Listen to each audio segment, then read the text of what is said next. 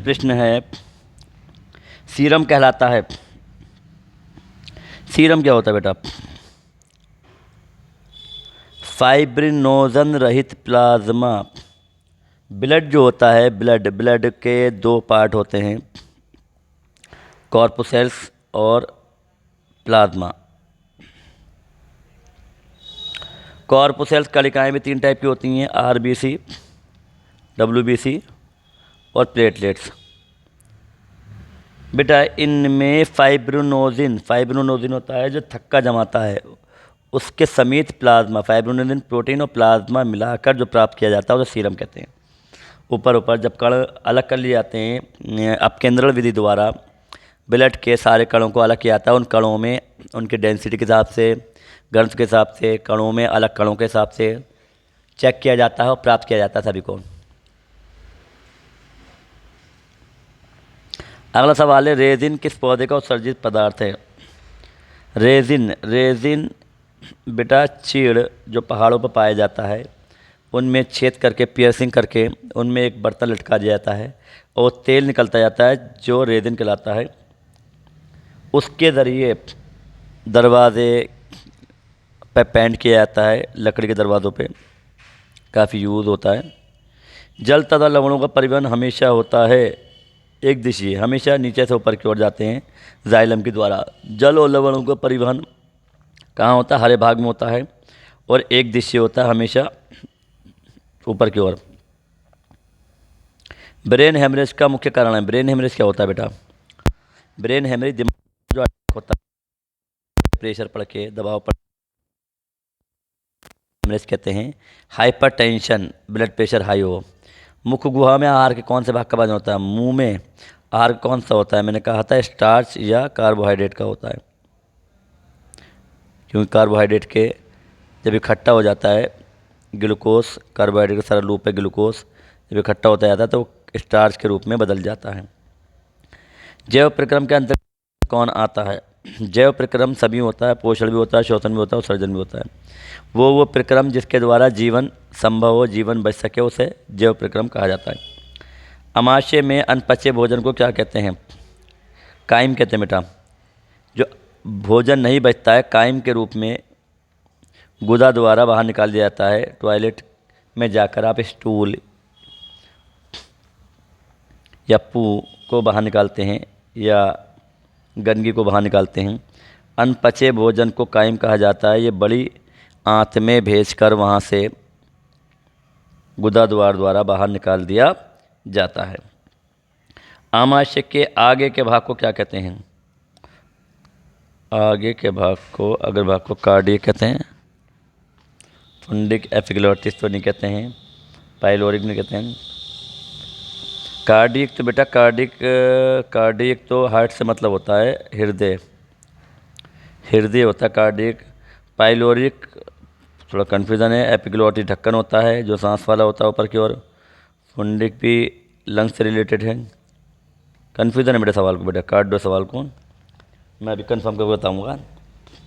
Next सवाल है, ammonia का यूरियम परिवर्तन शरीर में कहाँ होता है?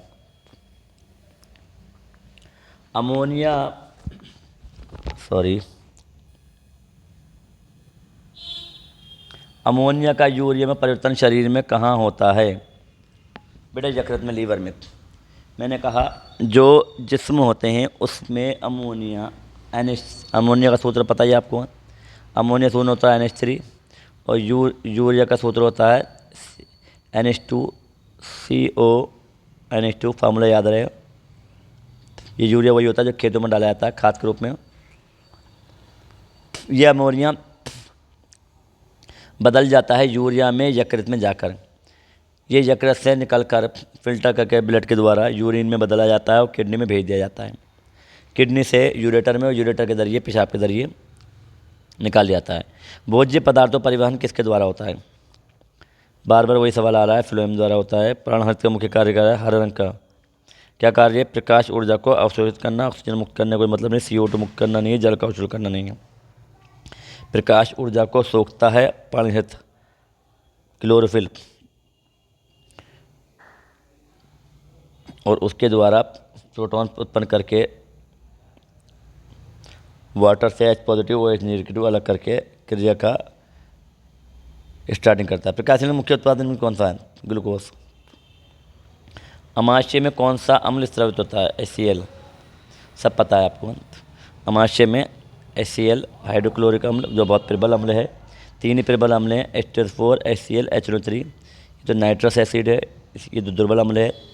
ये तेजाब सल्फर वाला, गंधक वाला, ये नमक वाला, ये शोरे वाला, नमक वाला, ये नाइट्रोजन वाला। छोटी आंत की दीवार में पाए जाने वाली ग्रंथि के नाम को क्या कहते हैं? छोटी आंत की दीवार में आंत रस पाया जाता है, जठर रस नहीं पाया जाता है, सक्कस एस्ट्रिकिस नहीं कहता है।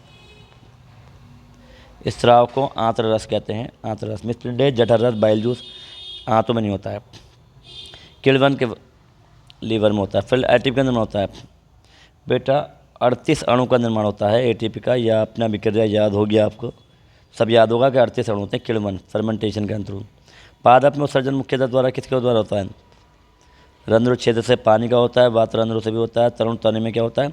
लेटेक्स दूध का होता है। जैसे कि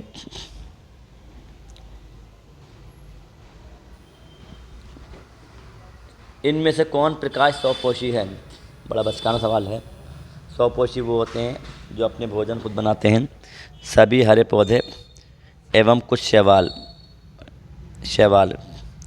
ये शैवाल वर्ड गलत है, शैवाल नहीं है, अब वो उनका नाम साइनो बैक्टीरिया हो गया है। साइनो बैक्टीरिया सारे ही शैवालों को, हरे कुछ शैवाल नहीं, सभी शैवाल लगभग प्रकाश स्वपोषी होते हैं। और कुछ bacteria, cyanobacteria chemical reaction द्वारा अपना भोजन बनाते हैं। प्रकाश के स्वपोषी बोल रहा है। प्रकाश से जो भोजन बनाते हैं वो शैवाल होते हैं, सारे शैवाल, एल्गाई काई हरी वाली, और सभी हरे पौधे। अमीबा में भोजन का अंतरण किसके द्वारा होता है? कूटपाद यानी झूठे पैरों द्वारा, फॉल्स। स्टोमेटा का दूसरा नाम रंध्र है। रंध्र का मुख्य कार्य क्या है? O2 लेता है और CO2 निकालता है। CO2 अवशोषण एवं O2 का निष्कासन, जल वाष्प का निष्कासन करता है। O2 का अवशोषण एवं CO2 का निष्कासन। O2 का अवशोषण करेगा काय के द्वारा, काय के लिए? O2 का अवशोषण जो करेगा ये करेगा कोशिकीय शोषण के कारण। कोशिकीय शोषण, क्योंकि पेड़ पौधे कोशिका से बने। कोशिकीय शोषण में स्टोमेटा रंध्र O2 लेंगे और CO2 करेंगे, ख़ास तौर से रात में। और दिन में CO2 अवशोषण करेंगे और O2 बनाएंगे। जल वाष्प, पानी की वाष्प भी निकल जाएगी। स्टोमेटा बहुत इंपॉर्टेंट, बहुत ही बढ़िया सवाल है ये, बहुत कन्फ्यूजन वाला सवाल है। बच्चे समझेंगे कि O2 का अवशोषण तो होता नहीं है। बेटे का O2 का अवशोषण होता है, लेकिन दिन में जो O2 निर्माण होती है उसी से कोशिकीय शोषण हो जाता है। रात में कोई भोजन का निर्माण होता नहीं है, ना O2 का निर्माण होता है, प्रकाश संश्लेषण होता नहीं है, तो रात में O2 का अवशोषण करते हैं। छाया पर पनपने वाले पौधे क्या कहते हैं? हेलियोफाइट्स, हेलाइन्स होते हैं। थियोफाइट्स, सियोकाइट्स। सियो मतलब शैडो से वर्ड रिलेटेड है। शैडो में जो होते हैं, छाया पनपने वाले पौधे, सियोकाइट्स कहलाते हैं। हेलियो नमक सॉल्ट वाले होते हैं। थियोफाइट्स पत्थर पे उगने वाले होते हैं। छोटी आंत भोजन के पाचन में निम्नलिखित किस रस की भूमिका होती है? छोटी आंत में जो रस आता है वो मेन तो उसके आंत रस आता है, अग्नाशय रस भी वहीं पे आता है, और पित्त रस भी आगे की ओर वहीं आता है। पित्ताशय से, अग्नाशय से बन के स्टोर होता है पित्ताशय में, और पित्ताशय पित्त रस का स्रावण होता है, निकलता है, और वो आंत में जाकर मिलता है छोटे रस में, जिसमें वो पचा देता है। अग्नाशय रस पैनक्रियाज भी वहीं होता है, वो भी करता। तीनों ही रस छोटे आंत के भोजन पचाते हैं। इथाइल अल्कोहल शराब है, किस प्रकार के शोषण बनता है? अवायवीय है। जब वायु नहीं मिलती है फफूंद में, फफूंद या फर्मेंटेशन होता है, किण्वन जिसे कहते हैं, किण्वन प्रोसेस में फफूंद बगैर वायु के शोषण करते हैं और इथाइल अल्कोहल शराब का निर्माण करते हैं। शराब इसी तरह बनाई जाती है। कौन सा एंजाइम लार में पाया जाता है? बेटा टाइलिन होगा, याद है। ट्रिप्सिन पैप्सिन तो अमाशय में थे, काइमोट्रिप्सिन छोटी आंत में था। सड़ी गली चीज़ों पुष्पीन वाले पौधे क्या कहते हैं? मृतजीवी। ऊर्जा उत्पादन के लिए कोशिका प्राय किसका उपयोग करती हैं? सबसे पहले ऊर्जा लेती हैं ग्लूकोज से और सबसे ज़्यादा लेती हैं वसा अम्ल से, सबसे बाद में।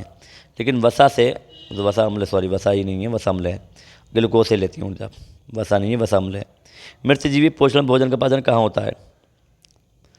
मृतजीवी पोषण में भोजन का पाचन, मृतजीवी जब पोषण करते हैं भोजन का पाचन कोशिका के बाहर ही हो जाता है। कोशिका के बाहर से ऊर्जा प्राप्त की जाती है, बस कोशिका में ऊर्जा जाती है। वे प्रक्रिया जिसके द्वारा मनुष्य श्वास ग्रहण करता है, श्वसन करता है, वो है श्वासोच्छ्वास। बेटा सिर्फ सांस अंदर लेना बाहर को लेना श्वासोच्छ्वास कहलाता है, जैसे इंग्लिश में ब्रीथिंग कहते हैं, बहुत अच्छे से समझा दिया हूँ। और श्वसन एक वर्ड है, बड़ा वर्ड, उस ऑक्सीजन का जाना हर कोशिका तक और भोजन का पहुंचना, वहाँ पर ऑक्सीजन के हेल्प के द्वारा उस भोजन का यूज होना, विखंडित होना, ऊर्जा का निर्माण होना, उस कोशिका द्वारा ऊर्जा को यूज़ करना, कार्बन डाइऑक्साइड का निर्माण करके कार्बन डाइऑक्साइड को बाहर निकालना, फेफड़ों द्वारा बाहर निकलना, ये पूरा प्रोसेस श्वसन कहलाता है। श्वसन बहुत बड़ा प्रोसेस है, जिसे इंग्लिश में रेस्पिरेशन कहते हैं, और श्वास को ब्रीथिंग कहते हैं, श्वास ग्रहण करना। स्टोमेटा किस कोशिका में क्लोरोफिल पाया जाता है? द्वार कोशिकाएं। द्वार कोशिकाएं गांठ कोशिकाएं होती हैं जो खुलती हैं, बंद करती हैं। स्टोमेटा रंध्र इसी में होते हैं, और ये स्टोमेटा जब खुलते हैं, रंध्र होते हैं, छेद होते हैं, द्वार कोशिकाएं, गांठ सेल खुलती हैं, तब ये स्टोमेटा ओपन होते हैं, काम करते हैं। अवायवीय श्वसन कोशिका किस भाग में होता है? अवायवीय श्वसन कोशिका द्रव्य में होता है। माइटोकॉन्ड्रिया में वायवीय श्वसन होता है, माइटोकॉन्ड्रिया में वायु वाला वायवीय, अवायवीय कोशिका द्रव्य में। प्रकाश संश्लेषण के समय निष्कासित ऑक्सीजन क्या कहलाती है? CO2 होती है। अभी करिए आप, अब आपके कोर्स में दोनों टाइप की अभिक्रियाओं का ज़्यादा कुछ व्याख्या नहीं है, पहले व्याख्या थी। ग्लूकोज के ऑक्सीजन के कितने होते हैं? C6H12O6, O6 होते हैं। ग्लूकोज का फार्मूला है C6H12O6, तो ओके 6 होगा। किस पदार्थ में उचित मात्रा में आयोडीन प्राप्त होता है? बेटा नमक से होता है, नमक आयोडीन वाला नमक ही हम लेते हैं। जो समुद्री पदार्थ होते हैं उसमें ज़्यादातर आयोडीन पाया जाता है, समुद्री पदार्थों में। मनुष्य और अन्य मांसाहारी जीवन मिलकर किसी का पाचन नहीं कर पाते हैं? सेलुलोज का।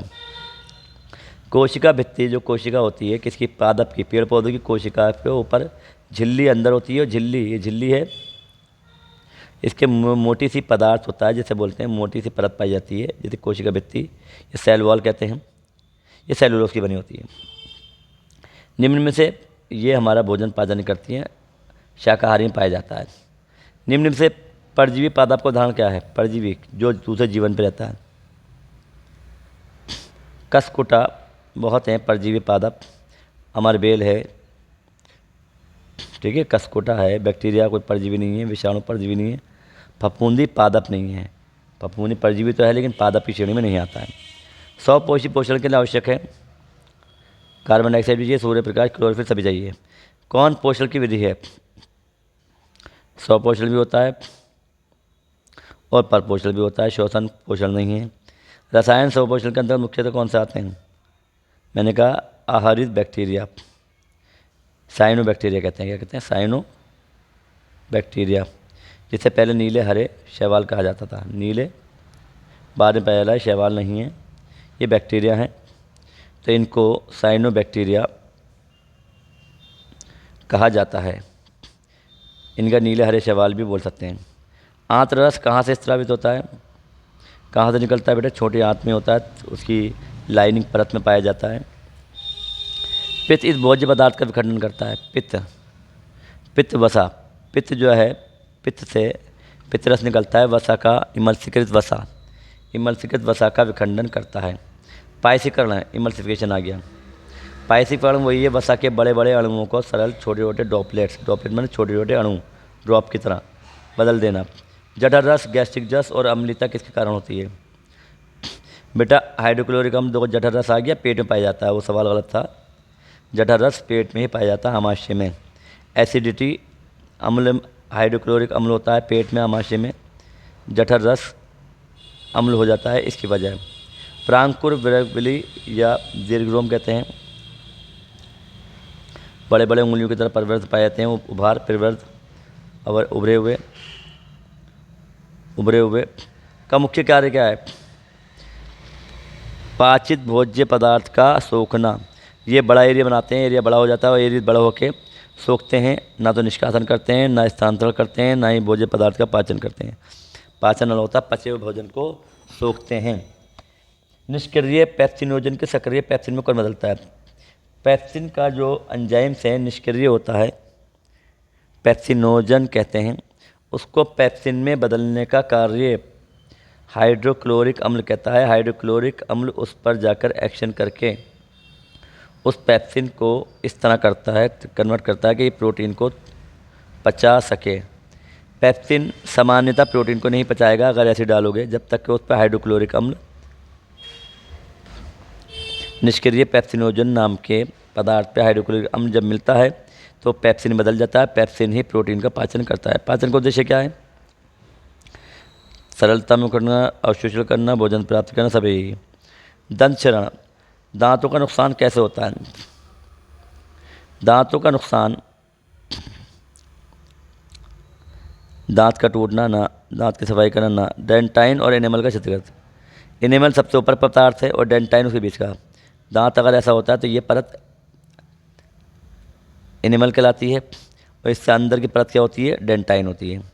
डेंटाइन और एनिमल दोनों ख़राब हो जाते हैं अगर उन पे मीठा खा के दांत वात ना मांजो।